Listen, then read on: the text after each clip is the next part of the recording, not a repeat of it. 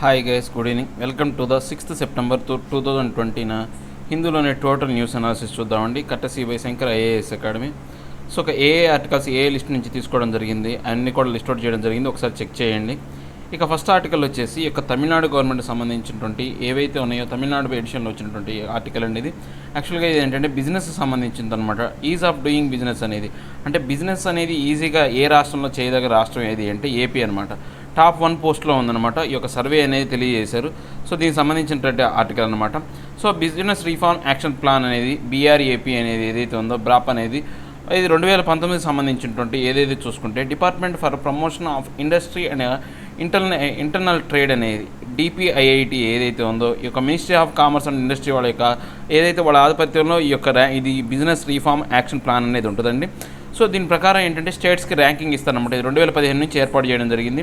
So దీని ప్రకారం ఏంటంటే 2015 నుంచి 2019 వరకు కూడా వీళ్ళు ర్యాంకింగ్ ఇచ్చారు. 2015, 16, 17, 18, 19 మొత్తం కలిపి ర్యాంకింగ్ ఇచ్చారన్నమాట. సో ఇది ఏంటి అంటే ఇక బిజినెస్ ఎంత బాగా అంటే ఎన్వైర్న్మెంట్ని ఈజీగా చేయడం, బిజినెస్ చేయడానికి సంబంధించినటువంటి ఇక అంటే ప్రోత్సహించడానికి, రాష్ట్రాలను ప్రోత్సహించడానికి దీనికోసం ఏర్పాటు చేయడం జరిగిందండి. సో ఇది దీని ప్రకారం ఏంటంటే టాప్ 3 పర్ఫార్మెన్స్ 2019లో చూసుకుంటే first Andhra Pradesh, next Uttar Pradesh, next Telangana అనేవి ఈ ఫస్ట్ మూడు స్థానాల్లో ఉన్నాయన్నమాట. సో దీంతోపాటు యొక్క ఇన్వెస్ట్మెంట్ని అట్రాక్ట్ చేయడం, అంటే ఇన్వెస్టర్స్ ఎవరైతే ఉన్నారో వాళ్ళు అట్రాక్ట్ చేయడం, దాంతోపాటు యొక్క హెల్తీ కాంపిటీషన్ అనేది తీసుకురావడం.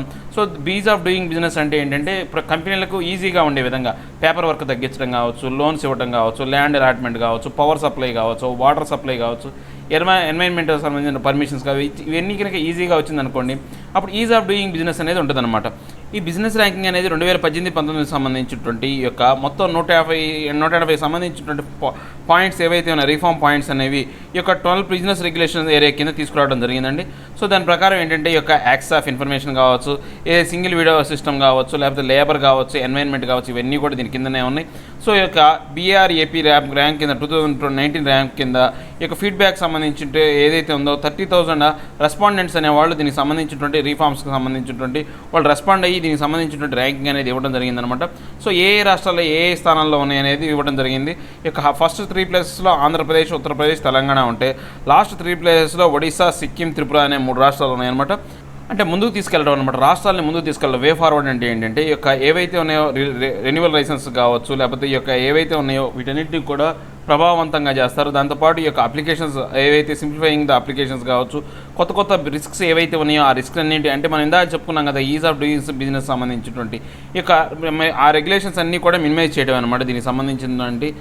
Next doing business in 2020 report ప్రకారం వరల్డ్ బ్యాంక్ అనేది అంటే ఈ యొక్క ఈజ్ ఆఫ్ డూయింగ్ బిజినెస్ అనేది ప్రపంచవ్యాప్తంగా చూసుకుంటే వరల్డ్ బ్యాంక్ అనేది ఇస్తుంది అనమాట.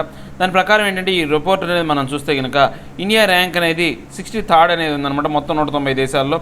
సో ఇక టాప్ పర్ఫార్మర్స్ ఎవరైతే ఉన్నారో న్యూజిలాండ్ అనేది మొత్తం 86.8 పాయింట్స్తో అంటే ఈ యొక్క 100కి 86.8 పాయింట్స్తో టాప్లో ఉంది. Next Singapore, Hong Kong, Denmark, next republic of Korea, తర్వాత దాంతోపాటు యునైటెడ్ స్టేట్స్ అనేది 84th మార్క్స్తో ఈ యొక్క అంటే నెక్స్ట్ ప్లేస్లో ఉందన్నమాట. సో మొత్తం మనం ఏమైనా చూసుకుంటే మన భారతదేశం అనేది గత కొన్నాళ్ళుగా చూసుకుంటే 71 బేసిక్ అంటే 71 ర్యాంక్స్ అనేది దాటి ముందుకు వచ్చిందనమాట.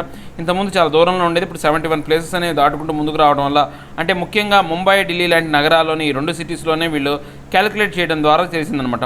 సో ఈ యొక్క ఈజ్ ఆఫ్ డూయింగ్ బిజినెస్ కింద మనం చూసుకుంటే starting of a business, employing or working సంబంధించి కావచ్చు, ఏవైతే ఉన్నాయో ఈ యొక్క ఎక్విప్మెంట్కి సంబంధించి, పవర్ సప్లైకి సంబంధించి అన్ని అంశాలు అనేవి వీళ్ళు క్రోడీకరించి ఈ యొక్క ర్యాంకింగ్ అనేది ఇవ్వడం జరుగుతుంది అనమాట. సో దీని ప్రకారం మన భారతదేశం అనేది ఈ యొక్క స్టార్టప్ అంటే దేంట్లో బాగా ప్రభావవంతంగా ఉందంటే డీలింగ్ విత్ కన్స్ట్రక్షన్ పర్మిట్స్ కావచ్చు, లేకపోతే గెట్టింగ్ ఎలక్ట్రిసిటీ దాంట్లో మంచి ప్రభావవంతమైనటువంటి పాయింట్స్తోనే ఉంది. తర్వాత దీంతోపాటు ఈ యొక్క క్రెడిట్ అప్పుకు సంబంధించి బాగానే ఉంది. తర్వాత ఈ యొక్క ప్రొటెక్టింగ్ మైనారిటీ ఇన్వెస్ట్మెంట్ అది కూడా ఓకే బాగానే ఉంది. దీంతోపాటు ఈ యొక్క రిజాల్వింగ్ ద ఇన్సాల్వెన్సీకి సంబంధించినటువంటి ఈ యొక్క 52 పాయింట్స్ అనేవి సో ఇవి బాగానే ఉన్నాయి. కానీ ముఖ్యంగా మన భారతదేశం అనేది బాగా దెబ్బతిందండి అంటే ఈ యొక్క స్టార్టింగ్ ఏదైతే ఉందో స్టార్టప్ బిజినెస్ సంబంధించినటువంటి ఏవైతే ఉన్నాయో దాంట్లో ఎక్కువగా ప్రభావవంతం అనేది లేదనమాట. దాంతోపాటు ఎన్ఫోర్సింగ్ కాంట్రాక్ట్స్ సంబంధించి కూడా చాలా వెనకబడి ఉందన్నమాట ఈ యొక్క కాంట్రాక్ట్ సంబంధించినటువంటి. సో ఇక నెక్స్ట్ మన ఆర్టికల్ చూసుకుంటే కనుక ఈ యొక్క అగ్రికల్చర్ సంబంధించినటువంటి యొక్క విధానం ఒడిశాలో ఒక ట్రైబల్ పీపుల్ అనేవాళ్ళు ఒక వినూత్నమైనటువంటి విధానాన్ని అవలంబిస్తున్నారు అనమాట. అంటే ట్రెడిషనల్గా పురాతన కాలం లాంటి విధానం అనమాట. సరే దాని గురించి ఎప్పుడైనా సరే ట్రైబల్ పీపుల్ గురించి వచ్చినప్పుడు మనం ఆ ట్రైబల్స్ గురించి ఇన్ డీటెయిల్గా తెలుసుకోవాలి. ఈ డోంగ్రీ, కొండ, నెక్స్ట్ పోతే డొంగరియా ఏదైతే ఉన్నాయో ఈ కొండ కావచ్చు ఏవైతే ఉన్నాయో వీటన్నిటి కూడా ట్రైబ్స్ అంటాం. ఇది ఒడిశాలో ఉన్నటువంటి ట్రైబ్ అనమాట. వీళ్ళ ముఖ్యం ఏంటంటే ఈ యొక్క లేటెస్ట్ ట్రైబ్ గ్రూప్ అనమాట, ఆరిజిన్ అనమాట ఏదైతే ఉందో వీళ్ళు చాలా వనరబుల్ సిచ్యువేషన్లో ఉన్నారనమాట. వీళ్ళని ఏమంటారంటే ఆల్సో కండ అని కూడా అంటారు వీళ్ళని. సో ఈ వీళ్ళు ఎవరైతే ఉన్నారో హిల్లీ ఏరియాస్లో మన తెలుగు రాష్ట్రాల్లో కూడా ఉన్నారనమాట, ఆంధ్రప్రదేశ్ తెలంగాణలో కూడా ఉన్నారు. అంటే వీళ్ళు ఒక వినూత్నమైనటువంటి ట్రైబ్ అనమాట. ఇప్పటికీ కూడా వీళ్ళలో ఈ యొక్క హ్యూమన్ సాక్రిఫైస్ అనేది అంటే నరబళ్ళు అనేవి ఈ ట్రైబుల్లో సర్వసాధారణం అనమాట. కాకపోతే ఈ మధ్యకాలంలో వాళ్ళు స్టైల్ మార్చుకున్నారు. నరబళ్ళు కాకుండా ఇక బఫెల్లోస్ అనేవి చంపడం అనేది వాళ్ళు మొదలుపెట్టారనమాట. డోంగ్రియా కోండ్ అనే వాళ్ళు ఎవరంటే పూర్తిగా ఈ యొక్క కోండ్స్కి సంబంధించినటువంటి సబ్ గ్రూప్స్ అనమాట. వీళ్ళు ఏంటంటే ఎక్కువగా ఎత్తైన ప్రదేశాల్లో ఏవైతే ఉన్నాయో అలాంటి చోట్ల మాత్రమే వీళ్ళు నివసిస్తారనమాట, అలాంటి ఏరియాలోనే. సో ఇక్కడ ముఖ్యంగా మనం చూసుకుంటే ఈ యొక్క నీలగిరి హిల్స్లో కావచ్చు, లేకపోతే ఈస్టర్న్ ఘాట్స్ కావచ్చు, పర్టికులర్లీ రాయగడ ఏరియాలో కావచ్చు, నెక్స్ట్ కోరాపేట్ డిస్ట్రిక్ట్స్ ఆఫ్ ఒడిశాలో ఇలాంటి చోట్ల వీళ్ళు ఎక్కువగా ఉంటారనమాట. వీళ్ళ సంఖ్య అనేది న్యూమరికల్ ఏదంటే superior tribal groups of Odisha అనమాట. ఒడిశాలో ఉన్న గ్రూపుల్లో చాలా పెద్ద గ్రూప్ ఇది. సో ఇది పూర్తిగా మనం ఎథనో లింగ్విస్టాలజీ ప్రకారం చూసుకుంటే వీళ్ళు మాట్లాడే భాష ప్రకారం వీళ్ళు చూస్తే ఏంటంటే పూర్తిగా వీళ్ళు ద్రవిడ భాష అంటే ద్రవిడ జాతికి చెందిన వాళ్ళు, ద్రవిడ సంస్కృతికి చెందిన వాళ్ళు అనమాట. వీళ్ళు ముఖ్యంగా 2 రకాలైనటువంటి భాషలు వాడతారు. కుయి అనే 2 రకాలైనటువంటి భాషలు అనేవి వీళ్ళు మాట్లాడుతూ ఉంటారనమాట. సో ఇది కూడా ఈ యొక్క ద్రవిడియన్ లింగ్విస్టిక్ ప్రకారమే ఉందన్నమాట. అంటే సాంప్రదాయంగాను పురాతనమైనటువంటి ద్రవిడియన్ లింగ్విస్టిక్ ప్రకారమే ఉందన్నమాట. ఇక దీంతో పాటు ఈ యొక్క ఏదైతే పేటర్నల్ ఏవైతే ఉంది కావచ్చు పూర్తిగా పేట్రియార్చికల్ అనమాట. అంటే ఈ యొక్క మగవాడు పెద్దగా ఉంటాడు ఈ కుటుంబానికి సంబంధించి. ఈ యొక్క ట్రైబల్ గ్రూప్స్ అనేవి ఒడిశా, ఆంధ్రప్రదేశ్, తెలంగాణలో బాగా ఎక్కువగా ఉన్నాయి అనమాట. ఈ యొక్క డోంగ్రియా కోండ్ కావచ్చు, ఈ యొక్క విలేజ్ ఏవైతే ఉన్నాయో బాగా స్లోపీ ఏరియాస్లో మాత్రమే ఉంటాయి అనమాట. బాగా కొండవచ్చ ఏరియాలు, కొండవాళ్ళు ఉన్న ప్రాంతాల్లోనే ఈ యొక్క స్టీప్ హిల్స్లోనే ఉంటాయి అనమాట.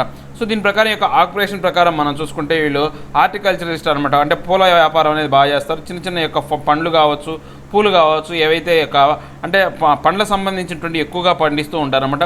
దీంతోపాటు వీళ్ళు షిఫ్టింగ్ కల్టివేషన్ అని కూడా పండిస్తూ ఉంటారన్నమాట ఈ హిల్ ఏరియాలో. దీంతోపాటు ఈ యొక్క అంటే ఫారెస్ట్ సంబంధించినటువంటి వస్తువులు అనేవి కలెక్ట్ చేసుకొని అమ్ముకుంటూ ఉంటారు. సో ఈ యొక్క వేజ్ ఎర్నింగ్స్ రోజు కూలీలకు వెళ్ళడం వల్ల వీళ్ళ ఆదాయం అనేది వస్తుంది. దీంతోపాటు వీళ్ళు పశుపోషణ కూడా ఉందన్నమాట, యానిమల్ హస్బెండరీ. దాని ప్రకారం యొక్క లైఫ్ స్టాక్ ఏవైతే మాంసాన్ని అమ్ముకోవడం కూడా వీళ్ళు జీవిస్తూ ఉంటారన్నమాట. ఈ యొక్క ఎకనామిక్ సెంటర్ ప్రకారం యొక్క డోంగర్ అనేవాళ్ళు ఈ యొక్క హిల్ స్లోప్ ఏరియాలో షిఫ్టింగ్ కల్టివేషన్ అనేది చేస్తూ ఉంటారు. సో ఈ యొక్క ఫారెస్ట్ ఏదైతే ఉందో ఈ యొక్క సోషల్ అండ్ రిలీజియస్ లైఫ్ కింద ఈ యొక్క ఫారెస్ట్ అనేది వీళ్ళు చాలా ప్రామాణికమైందన్నమాట, చాలా ఇంపార్టెంట్ అనమాట. ఫారెస్ట్ ఏరియా అనేది ముఖ్యం వీళ్ళకి. సో వీళ్ళకి ట్రెడిషనల్ స్కిల్స్ ప్రకారం ఏంటంటే ఎంబ్రాయిడరీ కావచ్చు, లేకపోతే వుడ్ కార్వింగ్ కావచ్చు, లేకపోతే wall painting, next comb makings, ఇవన్నీ కూడా యొక్క ఏవైతే హార్టికల్చర్ ప్లాంటేషన్ కావచ్చు ఇవన్నీ కూడా వీళ్ళకి హిస్టారికల్గా క్రాఫ్ట్స్ అనమాట, వీళ్ళు చేయగలిగే పనులు, చేతి వృత్తులు అనమాట. ఈ యొక్క డోగ్రీ మెన్ అండ్ ఉమెన్ అనేవాళ్ళు వీళ్ళు ఏంటంటే ఫ్యాషనబుల్ అనమాట. చాలా వరకు ఏంటంటే బ్యూటిఫైయింగ్ సంబంధించి వాళ్ళే అందంగా తయారవడానికి సంబంధించినటువంటి ట్రెడిషనల్ ఆర్నమెంట్స్ అనేవి పెట్టుకొని తయారవుతూ ఉంటారన్నమాట. దీంతోపాటు వీళ్ళకు సోషల్ నెట్వర్క్ అనేది చాలా వరకు బలీయంగా ఉంటుంది. సోషల్ ఎకనామిక్ ప్రకారం ఏంటంటే వీళ్ళు ఒకరికొకరు బాగా సాయం చేసుకునే విధానం అనేది ఉందన్నమాట. సో వీళ్ళు కల్టివేషన్ కూడా అలానే చేస్తారన్నమాట. వీళ్ళు కల్టివేషన్ సిస్టమ్ ప్రకారం ఏం చేస్తారంటే ఎవరైనా కానీ ఒక పొలం అనేది అంటే పొలంలో పనిచేయాలనుకోండి, ఒక రోజు అంటే అందరూ కలిసి వేరే వాళ్ళ పొలంలో పనిచేస్తారు. ఒకరోజు అందరూ అంటే ఆ పొలాల ఓనర్లు అందరూ కలిసి వేరే వాళ్ళ పొలంలో పనిచేస్తారు. తర్వాత మిగతా వాళ్ళందరూ కలిసి ఇంకో రోజున వాడి పొలంలో, అలా ఒకళ్ళ పొలంలో ఒకళ్ళు పనులు చేసుకుంటూ వీళ్ళు అభివృద్ధి చెందుతూ ఉంటారనమాట. సో దీనివల్ల ఏంటంటే ఈ యొక్క ప్రభావవంతమైనటువంటి యొక్క వ్యవసాయాన్ని అనేది పండించవచ్చు, అందరిలో ఐక్యత అనేది ఉంటుంది. దాంతోపాటు ఈ యొక్క కన్జ్యూమర్ కాస్ట్ అనేది కూడా చాలా వరకు తగ్గిపోతుంది అనమాట. సో అందరికి సమానమైన ఈక్వల్ ట్రీట్మెంట్ అనేది ఉంటుంది అనమాట. దీంతోపాటు ఇంకా వీళ్ళకి న్యూస్ ప్రకారం చూస్తే వీళ్ళు 10 టైప్స్ ఆఫ్ ఏవైతే కోఆపరేటివ్ లేబర్ షేరింగ్ అనేవి ఉన్నాయన్నమాట ఈ కమ్యూనిటీలో. ముఖ్యంగా సహబాటి అనేది సిస్టమ్ ప్రకారం మనం చూసుకుంటే ఈ యొక్క డోంగ్రీ హౌస్ హోల్డ్స్ అనేవాళ్ళు ఈ యొక్క అంటే ఒకరోజు ఇందాక మనం చెప్పుకున్నాం కదా, ఒకరోజు అందరూ కలిసి ఒకరోజు ఒకళ్ళ పొలంలో చేస్తారు, మిగతా వాళ్ళందరూ ఇంకో రోజు ఇంకొకటి పొలంలో, అలా అంటే వాళ్ళే ఆ యొక్క అన్ని పొలాలన్నీ వాళ్ళే పండించుకుంటారనమాట. దాంతోపాటు ఈ యొక్క నెక్స్ట్ పండబాటి అనే సిస్టమ్ ప్రకారం చూసుకుంటే 10 to 15 members of the community వాళ్ళు ఎవరైతే అంటే తక్కువగా పనులు ఉన్నప్పుడు అందరూ కూడా అంటే పనులు లేనప్పుడు ఏం చేస్తారంటే 10 to 15 మెంబర్స్ ఎవరైతే కమ్యూనిటీ ఏం చేస్తారంటే ఆ కొద్ది పనులు మాత్రమే వెళ్ళి చేస్తూ ఉంటారనమాట. నెక్స్ట్ దాసిబట్టి అనే సిస్టమ్ కనుక చూసుకుంటే దీంట్లో ఒక ఆడపిల్లలు ఎవరైతే ఉన్నారో ఆ విలేజ్లో ఉన్నటువంటి వాళ్ళ వరకు చాలా వరకు అంటే చాలా కష్టమైనటువంటి పనులు అనేవి చేస్తూ ఉంటారనమాట. అంటే ఆ యొక్క పొలాలకు బౌండరీస్ కట్టించడం, కంచె వేయటం, అలాంటి కష్టమైన పనులన్నీ వాళ్ళు చేస్తుంటారు అనమాట. నెక్స్ట్ దంబాగా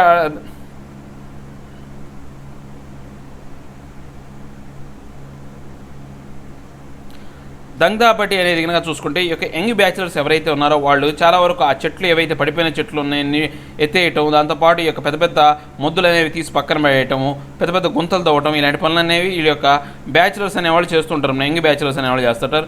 నెక్స్ట్ దాతూరు బాటి అనేది కనుక చూసుకుంటే ఎవరైతే పెద్దవాళ్ళందరూ కూడా ఆ యొక్క లిక్కర్ షేరింగ్ కోసం చేసుకునేటువంటి ఈ యొక్క విధానం అనమాట. సో ఇలాంటి విధానాలు అనేవి ఇప్పుడు న్యూస్లో మనకి ఇంపార్టెంట్గా వచ్చినాయి అనమాట.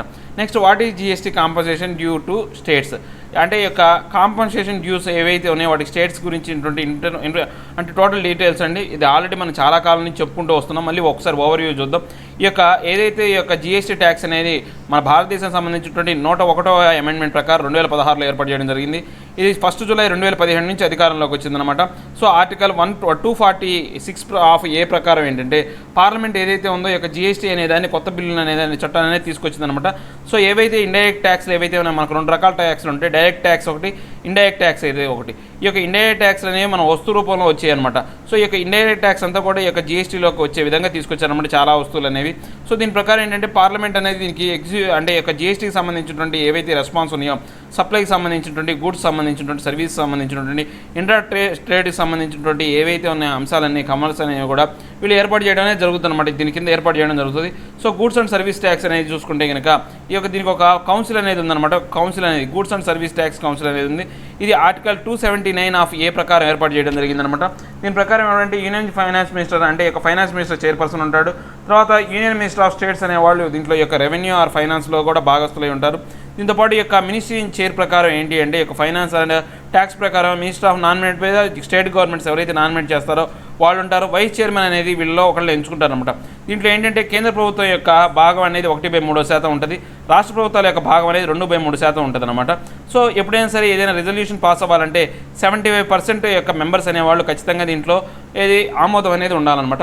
సో దీని ప్రకారం మనం చూసుకుంటే రాష్ట్రాలు ఒకటే ఇవి 66.66% ఉన్నాయన్నమాట. ఈ రాష్ట్రాలు ఒకటే మాత్రం ఎప్పుడూ కూడా ఈ యొక్క ఆధిపత్యాన్ని సాధించలేవు. కానీ కేంద్రం మాత్రం కొన్ని రాష్ట్రాల యొక్క సహాయంతో ఈ యొక్క 75% మోడల్ అని అంటే ఇక్కడ ఏదైతే టార్గెట్ అనేది రీచ్ అవ్వచ్చు అనమాట. సో దీని ప్రకారం మనం చూస్తే దీని ప్రకారం ఇంకా ఏంటంటే ఈ యొక్క పార్లమెంట్ అనేది కౌన్సిల్ రూపంలో ఏర్పాటు చేయడం జరిగిందనమాట. ఒక రికమెండేషన్స్ రూపంలో చేయడం అనేది జరిగింది జిఎస్టీకి సంబంధించి. సో ఈ యొక్క జిఎస్టీ కాంపన్సేషన్ ఫండ్ అనేది క్రియేట్ చేశారు. అంటే ఇప్పుడు జిఎస్టీ కాంపన్సేషన్ ఫండ్ అనేది ఏంటి అంటే జిఎస్టీ అనేది యాక్చువల్గా మనం చెప్పాలంటే ఎండ్ ప్రోడక్ట్కి సంబంధించినటువంటి ఈ యొక్క ట్యాక్స్ అనమాట. అంటే ఇంటర్మీడియట్ ప్రొడక్ట్స్ కాదు, ఏదైనా ఒక రాష్ట్రంలో వస్తువు తయారైనప్పటికీ, మ్యానుఫ్యాక్చరింగ్ స్టేట్ ఉన్నప్పటికీ అది ఎండ్ స్టేట్ ఏదైతే ఉందో ఆ యొక్క పూర్తిగా అమ్మే స్టేట్ ఏదైతే ఉందో అక్కడ మాత్రమే, ఆ ఎండ్ స్టేట్లో మాత్రమే ఈ యొక్క ట్యాక్స్ అనేది వసూలు చేయబడుతుంది అనమాట. సో దీనివల్ల మ్యానుఫ్యాక్చరింగ్ స్టేట్స్ అయినటువంటి తమిళనాడు కావచ్చు, గుజరాత్ కావచ్చు, కర్ణాటక కావచ్చు, మహారాష్ట్ర కావచ్చు, ఇలాంటి రాష్ట్రాలు అనేవి నష్టపోతున్నాయి అనమాట. వీళ్ళు నష్టాన్ని భర్తీ చేయడం కోసం కేంద్ర ప్రభుత్వం అనేది కాంపన్సేషన్ అనేది స్టేట్కి ఇవ్వడానికి ఒప్పుకుందనమాట. ఈ యొక్క స్టేట్ ప్రకారం ఏంటంటే ప్రతి సంవత్సరం ఏంటంటే వీళ్ళకు ఈ సంవత్సరం 100 ఇచ్చారనుకోండి, నెక్స్ట్ సంవత్సరం ఏం చేస్తారంటే 114 ఇస్తారనమాట. అంటే గ్రోత్ అనేది ఎప్పుడు కూడా ట్యాక్స్ అనేది గ్రోత్ అనేది ఉంటుంది అనమాట. 14% గ్రోత్ కింద యావరేజ్గా చూశారు. సో అలా ప్రతి సంవత్సరం 14% పెంచుకుంటూ ఇప్పుడు ఒక సపోజ్ ఇప్పుడు మనకు తమిళనాడు రాష్ట్రం తీసుకున్నాం అనుకోండి, తమిళనాడు రాష్ట్రానికి ఈ సంవత్సరం 100 రూపాయలు వచ్చింది అనుకోండి, వచ్చే సంవత్సరం ఆ ట్యాక్స్ కింద 100 రూపాయలు వచ్చింది, ఓకే సరిపోయింది. వచ్చే సంవత్సరం 114 రూపాయలు రావాలి, అంటే 114 రూపాయలు అనేది కేంద్ర ప్రభుత్వం వచ్చే విధంగా చూడాలి. అలా కాకుండా వాళ్ళకి 105 రూపాయలే వచ్చింది అనుకోండి, రిమైనింగ్ 9 రూపీస్ అనేది కేంద్ర ప్రభుత్వం అనేది వాళ్ళకి ఆ కాంపన్సేషన్ కింద ఇస్తుంది అనమాట. ఇదే జిఎస్టీ కాంపన్సేషన్ ఫండ్ అంటారు అనమాట. సో ఈ యొక్క కోవిడ్-19 కారణంగా ఏంటంటే ఈ యొక్క జిఎస్టీ కాంపన్సేషన్ ఫండ్ అనేది పూర్తిగా పడిపోయింది. సో దానివల్ల ఏంటంటే పూర్తిగా ఇప్పుడు మన దగ్గర అంటే 97,000 కోట్ల రూపాయలు అనేవి ఈ యొక్క జిఎస్టీ కాంపన్సేషన్ ఫండ్ కింద ఇవ్వాలి. కానీ మనకు వచ్చింది మాత్రం 65,000 కోట్ల రూపాయలు మాత్రమే. రిమైనింగ్ అమౌంట్ అనేది తక్కువగా ఉందన్నమాట. అప్పుడు కేంద్ర ప్రభుత్వం 2 అంశాలు అనేవి వీళ్ళకి చెప్పిందనమాట. అంటే 2.35 lakh డైరెక్ట్గా యొక్క ఆర్బీఐ దగ్గర అప్పు తీసుకోవడం కానీ, లేదా యొక్క ఏదైతే 97,000 ఉందో దాన్ని ఆర్బీఐ కింద అప్పు తీసుకోవడం అనమాట. 97,000 కనుక అప్పు తీసుకుంటే వీళ్ళు ఏం చేస్తారంటే 5 ఏళ్ల తర్వాత ఈ యొక్క కేంద్ర ప్రభుత్వమే ఆర్బీఐకి అప్పు కట్టేస్తుంది, వడ్డీతో సహా కట్టేస్తుంది. కానీ ఇక్కడ 2,35,00,000 మాత్రం అప్పు తీసుకుంటే మాత్రం ఆర్బీఐకి కేంద్రం అసలు కట్టేస్తుంది, కానీ వడ్డీ మాత్రం రాష్ట్రాల మీద పడుతుంది అనమాట. సో దీని ప్రకారం ఈ యొక్క ఇష్యూ ప్రకారం ఏంటంటే ఈ యొక్క అంశాన్ని, ఈ 2 ప్రపోజల్స్ని చాలా వరకు రాష్ట్రాలనే వ్యతిరేకించినాయి అనమాట. సో ఈ యొక్క ఒపీనియన్ ప్రకారం కేంద్ర ప్రభుత్వం అనేది కొత్త విధానాన్ని తీసుకురావాలా, ఆ రెస్పాన్సిబిలిటీ తీసుకురావాలా, ఈ షార్ట్ ఫాల్ ఏదైతే ఉందో జిఎస్టీ కాంపన్సేషన్ ఫండ్ కింద ఉన్న అంశాన్ని చూడాలని చెప్పే ఆర్టికల్ అనమాట. ఇంతటితో ఈ యొక్క ఆర్టికల్ కంప్లీట్ అయిపోయిందండి. ఇక నెక్స్ట్ ఆర్టికల్ మనం చూసుకుంటే ఇక the transnational arm of laws. అంటే ఈ యొక్క ఇంటర్నేషనల్ బాడీస్ అనేవి మనకు ముఖ్యంగా రెండు బాడీస్ అనమాట. దీంట్లో ఏంటంటే ఇంటర్నేషనల్ క్రిమినల్ కోర్ట్ అనేది ఏం చేసింది అంటే అమెరికా అనేది 2003 నుంచి ఈ యొక్క ఆఫ్ఘనిస్తాన్ మీద జరుగుతున్నటువంటి ఈ యొక్క యుద్ధానికి సంబంధించి అమెరికా చేస్తున్న తప్పులు అనేవి ఇన్వెస్టిగేషన్ చేస్తామని ఇంటర్నేషనల్ క్రిమినల్ కోర్ట్ అనేది చెప్తే అమెరికా అనేది ఈ యొక్క ఇంటర్నేషనల్ క్రిమినల్ కోర్టు మీద ఒక ఐసీజీలో ఇంటర్నేషనల్ కోర్ట్ ఆఫ్ జస్టిస్లో వీళ్ళ మీద కేసు వేసిందనమాట. అంటే ఇంటర్నేషనల్ క్రిమినల్ కోర్టుకు సంబంధించినటువంటి ఏవైతే ఉన్నాయో అంతా కూడా కరప్షన్, పూర్తిగా కరప్టెడ్ సొసైటీ అదంతా కూడా అని చెప్పేసి వాళ్ళ మీద కేసు వేశారనమాట. దీనికి సంబంధించి ఈ యొక్క రిటైలేషన్ కూడా అంటే ప్రతీకార చర్యగా అమెరికా అనేది ఈ యొక్క ఐసీసీకి సంబంధించినటువంటి ఏవైతే యొక్క పెట్టుబడులు అంటే ఫండింగ్ అనేది పూర్తిగా ఆపేసింది. దాంతోపాటు ఇద్దరు ఐసీసీకి సంబంధించినటువంటి ఎవరైతే మెంబర్స్ ఉన్నారో ఆ యొక్క జడ్జెస్ ఎవరైతే ఉన్నారో వాళ్ళకి ఈ యొక్క వీసాలు కూడా రద్దు చేసిందనమాట. సో ఇలాంటి అంశాలను రిటైలేషన్ చేసింది. దానికి సంబంధించి మనం 2 ఇంటర్నేషనల్ బాడీస్ గురించి తెలుసుకుందాం. ఇంటర్నేషనల్ క్రిమినల్ కోర్ట్ అనేది మనం కనుక చూసుకుంటే 2002లో ఏర్పాటు చేయడం జరిగిందనమాట. రోమ్ యొక్క ఏదైతే ఉందో రోమ్లో జరిగినటువంటి ఏదైతే ఉందో ఆ యొక్క సమావేశాలు దీన్ని ఏర్పాటు చేయడం జరిగింది. దీని యొక్క హెడ్ క్వార్టర్స్ అనేది హ్యూగ్, నెదర్లాండ్స్. ఇది అదే యొక్క ఇంటర్నేషనల్ కోర్ట్ ఆఫ్ జస్టిస్ అని మనం కనుక చూసుకుంటే ఇది 1945లో ఏర్పాటు చేయడం జరిగింది. ఇది యునైటెడ్ నేషన్స్ ద్వారా ఏర్పాటు చేయడం జరిగిందనమాట. దీని యొక్క హెడ్ క్వార్టర్స్ అనేది హ్యూగ్, నెదర్లాండ్స్లోనే ఉందన్నమాట. సో ఈ యొక్క world's first permanent international criminal court అనమాట ఇది కనుక చూసుకుంటే దీంట్లో మొత్తం 15 మంది జడ్జెస్ అనే వాళ్ళు ఉంటారు. దీంట్లో యుఎన్ జనరల్ అసెంబ్లీ కింద యొక్క సెక్యూరిటీ కౌన్సిల్ అనేది ఏర్పాటు చేయడం జరిగిందనమాట. సో ఇది ఏ అంశాలను డీల్ చేస్తుంటే ఈ యొక్క ఏవైతే అంటే దారుణమైనటువంటి యొక్క నేరాలు ఏవైతే ఉన్నాయో, ఏవైతే జీనోసైడ్ కావచ్చు, వార్ క్రైమ్స్ కావచ్చు, క్రైమ్స్ అగైన్స్ట్ ద హ్యూమానిటీ కావచ్చు, క్రైమ్ ఎజిటేషన్స్ కావచ్చు, ఇవన్నీ కూడా ఇవి చూస్తూ ఉంటుంది అనమాట. ఇది సింగిల్ పర్సన్ మీద కూడా ఇన్వెస్టిగేషన్ చేసే అవకాశం ఉంది. దేశం మీద చేస్తుంది, సింగిల్ పర్సన్ మీద కూడా చేస్తుంది. అదే ఇక్కడ చూసుకుంటే ఈ యొక్క సబ్జెక్ట్ మ్యాటర్స్ ఏంటంటే మ్యారిటైమ్ డిస్ప్యూట్స్ కావచ్చు, సోవర్నిటీ కావచ్చు, అంటే యొక్క బౌండరీ అంశాలు కావచ్చు, నేషనల్ రిసోర్సెస్ కావచ్చు, నెక్స్ట్ ట్రేడ్ కావచ్చు, ట్రీటీ కావచ్చు, ఇలాంటి అంశాల మీద వీళ్ళు ఈ యొక్క తీర్పు అనేది చెప్తారనమాట ఈ యొక్క ఇంటర్నేషనల్ కోర్ట్ ఆఫ్ జస్టిస్. మనకు ఇంకా దీంట్లో ప్రకారం ఏంటంటే ఈ యొక్క దీని రెస్పాన్సిబిలిటీ ప్రకారం ఏంటంటే ఈ యొక్క క్రైమ్ అనేది ప్రివెంట్ చేయడమే, క్రైమ్ అనేది జరగకుండా చూడటమే దీని యొక్క ముఖ్య ఉద్దేశం అనమాట. దీని యొక్క ప్రకారం ఏంటంటే యుఎన్ ఆర్గనైజేషన్ ప్రకారం ఏంటంటే ఈ అంటే దేశాల మధ్య సఖ్యతను ఏర్పాటు చేయడం దీని యొక్క ప్రధానమైనటువంటి ఉద్దేశం అనమాట. It is not a UN organization, ఇదేమో ఈ యొక్క principal judicial organization of United Nation అనమాట. ఇది యునైటెడ్ నేషన్లో భాగం, ఇది యుఎన్లో భాగం కాదనమాట. So India is not a party of the Rome statute. ఈ రోమ్ స్టాచ్యూట్లో మా భారతదేశం అనేది భాగస్వామ్యం కాదనమాట. సో ఈ భారతదేశం అనేది ఈ గ్రూప్లో లేదు. సో దీనికి సంబంధించి యొక్క అన్ని మెంబర్స్ యుఎన్ సెక్యూరిటీలో ఏవైతే మెంబర్స్ ఉన్నాయో అన్నీ కూడా దీంట్లో యొక్క ఐసీజీలో మెంబర్స్గా ఉన్నారనమాట.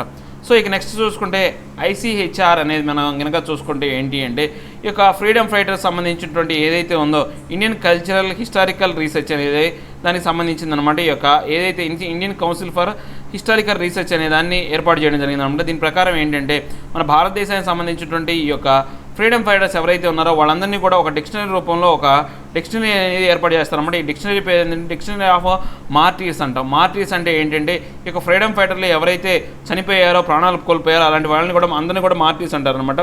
సో ఈ యొక్క మార్టీర్స్ ఆఫ్ ఫ్రీడమ్ ఫైటర్ అనేది మనం కనుక చూసుకుంటే ఈ యొక్క 150th యానివర్సరీ ఏదైతే ఉందో 1857 ప్రకారం దాని ప్రకారం చూస్తే దాన్ని రిలీజ్ చేయడం అనేది జరిగింది. దీని గురించి ఏర్పాటు చేయడం జరిగిందనమాట. దీనికి సంబంధించి మార్చి 2019లో దీనికి ఒక అఫీషియల్గా దీన్ని అనేది రిలీజ్ చేశారు. దీంట్లో ప్రకారం ఏంటి అంటే ఈ యొక్క ఎవరైతే ఈ యొక్క ఫ్రీడమ్ ఫైటర్లో ఈ యొక్క మార్టీర్స్ అంటే ఎవరైతే ఎలా డెఫినేషన్ చెప్పారంటే ఎవరైతే ఫ్రీడమ్ ఫైటర్లో చనిపోయినా కానీ, లేకపోతే ఈ యొక్క యాక్షన్స్ ఏవైనా జరిగినా, వాళ్ళ మీద డిటెన్షన్ నిర్బంధానికి గురైనా కానీ, లేకపోతే ఈ యొక్క క్యాపిటల్ పనిష్మెంట్లు ఏవైనా కానీ, మరణశిక్ష అలాంటివి విధించినా కానీ అలాంటి వాళ్ళందరినీ కూడా వాళ్ళు దేశభక్తులుగా వాళ్ళు దాన్ని ఆ యొక్క లిస్టులో పెడతారనమాట. దీని ప్రకారం ఏంటంటే దీంట్లో ఇంకా ఏంటంటే ఎక్స్ ఐఎన్ఏ వాళ్ళు, నెక్స్ట్ ఎక్స్ మిలిటరీ పర్సన్స్ ఏది యొక్క బ్రిటిష్ వాడి కాలంలో ఉన్న వాళ్ళందరి పేర్లు కూడా దీంట్లో ఉంటాయి అనమాట. దీంట్లో ముఖ్యంగా 1987లో జరిగినటువంటి యొక్క ఏదైతే సిపాయిల తిరుగుబాటు కావచ్చు, జలియన్వాలా బాగ్ కావచ్చు, జలియన్వాలా బాగ్ మ్యాసిక్రూ కావచ్చు, తర్వాత non cooperation movement, civil disobedience movement, tribal movements ఇవన్నిట్లో ఎవరైతే పాల్గొన్నారో వాళ్ళందరి పేర్లు కూడా దీంట్లో పెడతారనమాట. సో ఈ యొక్క మాపిల్లా ఏదైతే రివోల్ట్ అనేది ఆల్రెడీ మనం మాపిల్లా రివోల్ట్ అని చెప్పుకున్నాం. మాపిల్లాస్ అంటే ముస్లిం టెనెంట్స్ అనమాట. అంటే ఈ యొక్క ఎవరైతే ఉన్నారో కౌలు రైతులు, ల్యాండ్ లార్డ్స్ ఏమో మోస్ట్లీ హిందూ బ్రాహ్మిన్స్ అనమాట. సో ఇక మాపిల్లా టెనెంట్స్ ప్రకారం ఏంటంటే ఇక్కడ ఫస్ట్ ఇది స్టార్ట్ అవటం మాత్రం బ్రిటిష్ వారికి వ్యతిరేకంగా జరిగినప్పటికీ కూడా ఆ తర్వాత ఇది మత కలహాలుగా ఏర్పడింది అనమాట. సో ఇక మాపిల్లా మూమెంట్లో పూర్తిగా ఏంటంటే ఈ యొక్క ముస్లిమ్స్ అందరూ కూడా హిందువులు అనేవాళ్ళు బ్రిటిష్ వాళ్ళకి సహాయం చేస్తున్న ఉద్దేశంతో హిందువులను చంపారు. అలా ముస్లిమ్స్ కొంతమంది అలా చంపుకున్నారు. సో ఇది ఖిలాఫత్ మూమెంట్తో పాటు ఖిలాఫత్ నాన్ కోఆపరేషన్ మూమెంట్తో పాటు ఈ యొక్క మాపిల్లా మూమెంట్ అనేది జరిగింది. దీంట్లో ఈ మూమెంట్లో ఏంటంటే గాంధీ కావచ్చు, నెక్స్ట్ షౌకత్ అలీ ఖాన్ కావచ్చు, లేకపోతే మౌలానా ఆజాద్ అనేవాళ్ళు వీళ్ళందరూ కూడా ఈ యొక్క మాపిల్లా మూమెంట్ని కూడా అడ్రస్ చేస్తూ వచ్చారనమాట. సో దీని తర్వాత ఈ యొక్క మాపిల్లాలో మెయిన్ లీడర్స్ అందరూ అరెస్ట్ అయిపోయిన తర్వాత రిమైనింగ్ వాళ్ళు అనేవాళ్ళు ఈ యొక్క హిందువుల మీద దాడి చేయడం అనేది జరిగిందనమాట. సో దీని ప్రకారం మనం ఏంటంటే ఈ యొక్క Indian council for historical research అనే దాని గురించి తెలుసుకుందాం. సో దీని యొక్క ఆర్గనైజేషన్ అనేది 1972లో ఏర్పాటు చేయడం జరిగింది. ఇది ఒక సొసైటీ యాక్ట్ కింద ఒక అటానమస్ ఆర్గనైజేషన్ అనమాట. ఈ యొక్క యాక్ట్ అనేది సొసైటీ యాక్ట్ ఆఫ్ 1860 కింద తీసుకోవడం జరిగిందనమాట. సో దీని యొక్క ఆబ్జెక్టివ్స్ మనం ప్రకారం చూసుకుంటే ఈ యొక్క హిస్టోరియన్స్ ఎవరైతే ఉన్నారో వాళ్ళందరికీ సంబంధించినటువంటి ఇన్ఫర్మేషన్ అనేది ఉంటుంది. దీని యొక్క వాళ్ళు ఏదైతే నేషనల్ డైరెక్షన్ సంబంధించినటువంటి అంశాలు కావచ్చు, ఇంకా ఏంటంటే ఈ యొక్క ఏదైతే సపోర్టు అంటే దేశం కోసం స్వాతంత్ర్యం కోసం వాళ్ళు సపోర్ట్ చేసిన విధానం అన్ని అంశాలు కూడా ఈ యొక్క దాంట్లో లిస్ట్ అవుట్ చేయడం అనేది జరుగుతుంది అనమాట. వీళ్ళందరూ కూడా రీసెర్చ్ చేసి తెలుసుకుంటారు అనమాట. ఇంతటితో ఈ యొక్క ఆర్టికల్ ఎక్స్ప్లెనేషన్ అనేది అంటే ఈ యొక్క టోటల్ న్యూస్ అనాలిసిస్ అనేది కంప్లీట్ అయిపోయిందండి. ఇక మనం ఈ యొక్క ప్రీవియస్ క్వశ్చన్స్ అంటే ప్రాక్టీస్ క్వశ్చన్స్ అనేవి చూద్దాం అనమాట. So India shares A robust defence system with both US and Russia. దీనికి సంబంధించి ఈ యొక్క అంశానికి సంబంధించి డిపార్ట్మెంట్ ఆఫ్ మిలిటరీ అఫైర్స్ అనేది యొక్క కొత్తగా ఒక పోస్ట్ అనేది క్రియేట్ చేశారనమాట. దీనికి సంబంధించి ఏదైతే 3 విభాగాలకు సంబంధించినటువంటి ఒక హెడ్ అనేవాడు ఉంటాడు. ఆ హెడ్ ఎవరై ఉంటారంటే chief of defence of the staff అనేవాడు ఉంటాడనమాట. ఈ యొక్క ఫస్ట్ డిఫెన్స్ అంటే ఈ యొక్క పోస్ట్లో ఫస్ట్ అలంకరించింది ఎవరంటే ఈ యొక్క ఇప్పుడు మన ప్రస్తుతం చీఫ్ ఆఫ్ డిఫెన్స్ స్టాఫ్ అయినటువంటి బిపిన్ రావత్ అనమాట. సో ఈ ఆన్సర్ వచ్చేసి సి. ఇక నెక్స్ట్ క్వశ్చన్ మనం చూసుకుంటే consider the following statement regarding the international criminal court. అంటే ఐసీసీ ప్రకారం ఏంటి అంటే ఇది 1995 ప్రకారం ఏర్పాటు చేయబడింది. ఇది యునైటెడ్ నేషనల్ ఎస్టాబ్లిష్ ప్రకారం కాదు, ఇది ఐసీజే గురించి సంబంధించినటువంటి ఇన్ఫర్మేషన్ అనమాట, ఐసీసీ కాదు. సో ఇది wrong statement. India and China are the founding members of ICC. అసలు ఐసీసీలో మన భారతదేశం అనేది ఆ రోమ్ మీటింగ్లో అసలు పాల్గొనలేదు. Wrong statement. సో ఏంటి కరెక్ట్ స్టేట్మెంట్ అడిగాడు, neither 1 nor 2 is the right option. ఇక నెక్స్ట్ క్వశ్చన్ చూసుకుంటే consider the following statement regarding the business reforms action plan BRAP ప్రకారం 2019 ప్రకారం it aims to create conducive business environment by streamlining regularity structures and creating a investor friendly business. కరెక్టే. వాళ్ళకి అంటే ప్రోత్సాహంగా investor friendly business line అనేది ఇవ్వాలన్నమాట, business climate అనేది ఇవ్వాలా. Next the department of promotion ఏదైతే ఉందో DPIIT IIT అనేది యొక్క దీనికి రెస్పాన్సిబుల్గా ఉంటుంది. ఇది కరెక్టే. సో తమిళనాడు మహారాష్ట్ర కాదండి, ఆంధ్రప్రదేశ్, ఉత్తరప్రదేశ్, తెలంగాణ అనే ఫస్ట్ 3 స్థానాల్లో ఉన్నాయి. ఏది టాప్ పర్ఫార్మర్స్ అన్నాడు, కాదు, ఇది రాంగ్ స్టేట్మెంట్. వాడు ఏమడిగాడు, కరెక్ట్ స్టేట్మెంట్ అడిగాడు. 1 and 2 is the right option. Next consider the following pairs అనేవి మనం చూసుకున్న దాని ప్రకారం ఈ యొక్క డోంగ్రీ అనేది ఒడిశాకు సంబంధించినటువంటి పేరు. ఈ పేరు కరెక్టే. నెక్స్ట్ మనకు ఈ యొక్క ఏదైతే బోండా అనేది నార్త్ ఈస్టర్న్ స్టేట్కి సంబంధించినటువంటి అస్సాం సంబంధించింది, దీనికి సంబంధించింది కాదు. సో తమిళనాడు కాదు, ఇది రాంగ్ స్టేట్మెంట్. సో మనకు ఏంటి దీని ద్వారా మనం ఈ యొక్క 4లో 3 తప్పులు కాబట్టి వాడు కరెక్ట్ అడిగాడు కాబట్టి only 1 and 3 is the right option అనమాట. సో రిమైనింగ్ తెలియపోయినా మన పర్లేదండి 1 and 3 అనేది, ఎందుకని ఆల్రెడీ 4 అనేది ఇది రాంగ్ ఆప్షన్. సో 4 అనేది లేదు కాబట్టి 1 and 3 is the right option. So ఇక నెక్స్ట్ మనం క్వశ్చన్ చూసుకుంటే consider the following statement with reference to the Dongria Kondh community recently seen in news. They live mainly in the state of Odisha. ఇది correct స్టేట్మెంటే. They belong to the Indo Aryan కాదండి, Indo Dravidian సంబంధించినటువంటి ethnic group అనమాట. ఇది wrong statement. They are listed as a particularly vulnerable tribe. Yes correct ఇది. So వచ్చే incorrect statement అడిగాడు, only 2 is the right option. Consider the following statement about the particularly vulnerable tribal group PVTGS in India. PVTGS ఇండియాలో మనం ప్రకారం చూసుకుంటే PVTGS అనేది ఈ question అనేది 2019లో ఇవ్వడం జరిగిందనమాట. సో మనం ఈ యొక్క ఆన్సర్ అనేది ఒక్కటి తెలిస్తే PVTGS అనేది మొత్తం 95 అనేవి ఉన్నారు, కానీ ఇవి 75 మాత్రం ఉన్నాయి. ఇది రాంగ్ స్టేట్మెంట్. ఈ రాంగ్ స్టేట్మెంట్ అని తెలిస్తే ఏవైతే ఉన్నాయో మనకు 3 ఈ యొక్క 3 ఉన్నది ఇది తప్పు, ఈ 3 ఉన్నది 3 ఉన్నది ఇది తప్పు, ఇది తప్పు. సో మనం మిగిలింది ఏంటంటే ఇది ఒక్కటే C అనేది రైట్ ఆప్షన్. మిగతా తెలియపోయినా కానీ మనకు అది రైట్ ఆప్షన్ అనమాట. కానీ the following statement with reference to the goods and service tax అనమాట. So goods and service tax సంబంధించి union finance minister is the chairman of the GST. ఇది కరెక్టే. All decisions of GST council are taken by the majority are not less than the 2/3. Not less than the 2/3 కాదండి, 3/4 అసలు యాక్చువల్గా 75% అని చెప్పాం కదా మనం. సో ఇది 2/3, ఇది wrong statement. Next central government and state governments are equal weightage కదా, ఆల్రెడీ మనం ఇందా చెప్పుకున్నాం. 1/3 ఏమో సెంట్రల్ గవర్నమెంట్కి, 2/3 ఏమో స్టేట్ గవర్నమెంట్కి అధికారం ఉంటుందని చెప్పాం. సో ఈ 2 statement correct statement only 1 is the right option. Consider the following statement with reference to the goods and service tax compensation. The GST council has a power to determine and provide the compensation to the states. ఇది GST council కాదండి, parliament అనమాట. ఇది wrong statement.